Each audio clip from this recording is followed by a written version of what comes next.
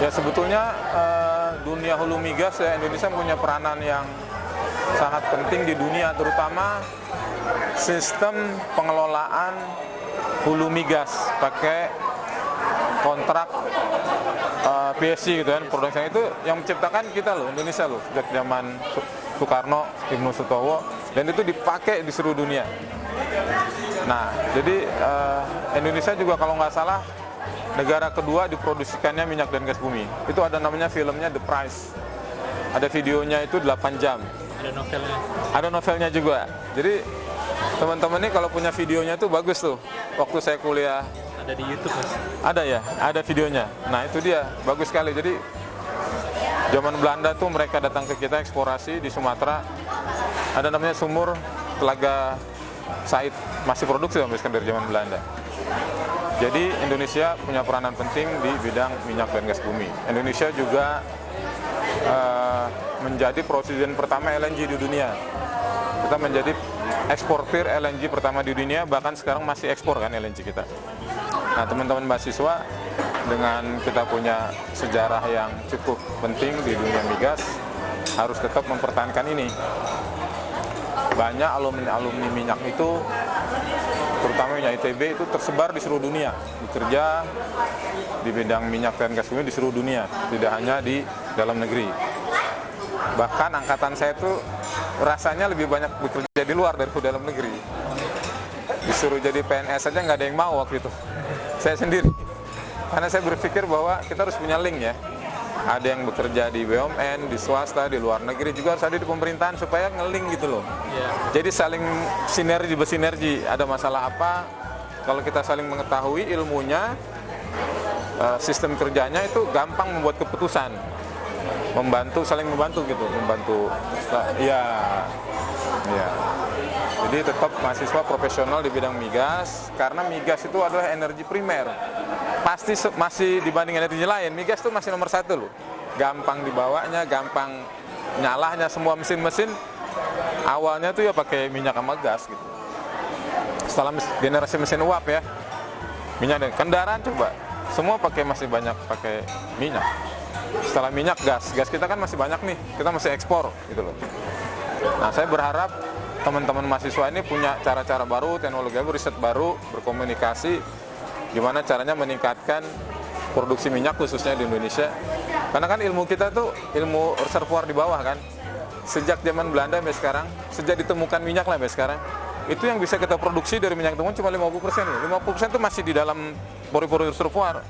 Gimana cari teknologi yang 50% ini ngangkat gitu loh.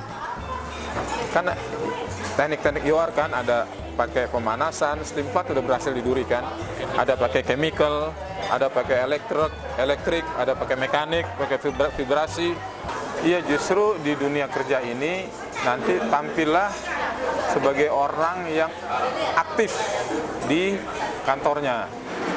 Ada informasi baru, ada teknologi baru, kita mencoba mengusulkan kepada pimpinan, kepada perusahaan, kita presentasi. Nah orang-orang yang seperti ini akan karirnya bagus dan akan didengar dan akan diterapkan usulan-usulannya.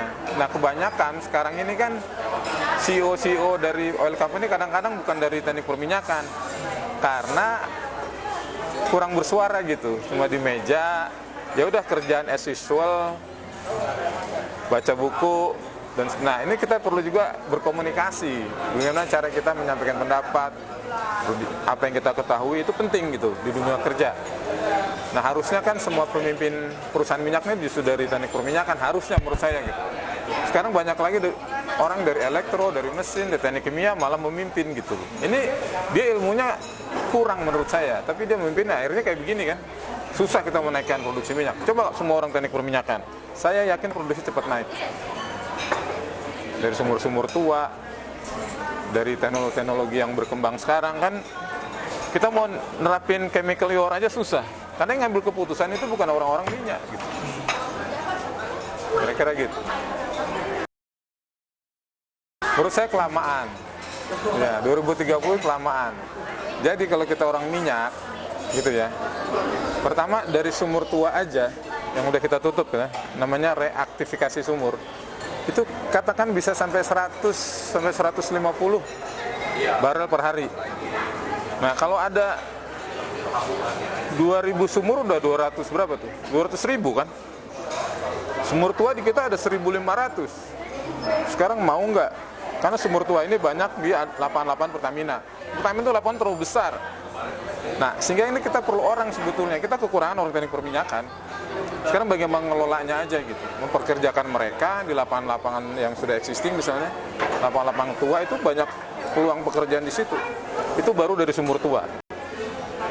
Belum lagi kalau pekerjaan-pekerjaan sumur-sumur pengembangan. Sekarang misalnya kemarin ada temuan di Merangin 3, itu ngebor dapat 1.400 satu sumur.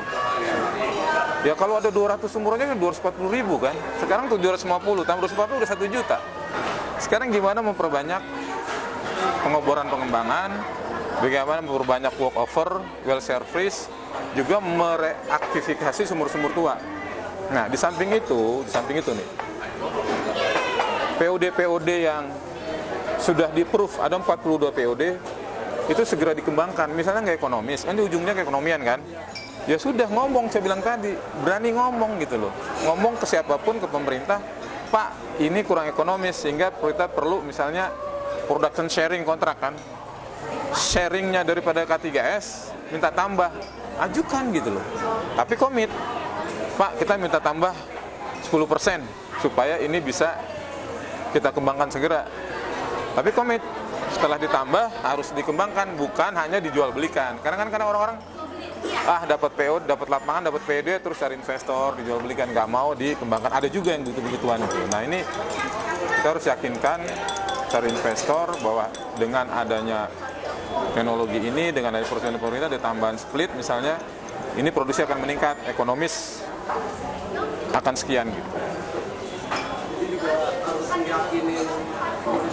Iya, meyakinkan investor juga. Iya dong. Kita kan bekerja ya kan. Kita harus. Iya, dan cepat ngambil keputusan. Nah, kalau orang nggak punya pengetahuan di bidangnya, kira-kira cepat nggak ngambil keputusan? Kan takut minta pendapat sana sini, takut salah, takut uangnya hilang. Tapi kalau kita ilmunya orang perminyakan, ya kita yakin gitu loh. Sebenarnya presiden direkturnya bukan orang minyak ya, tanya sana sini, studi lagi, capek lama nggak selesai. Tapi kalau kita ilmunya di situ, kita jadi pimpinan di situ, cepat ngambil keputusan.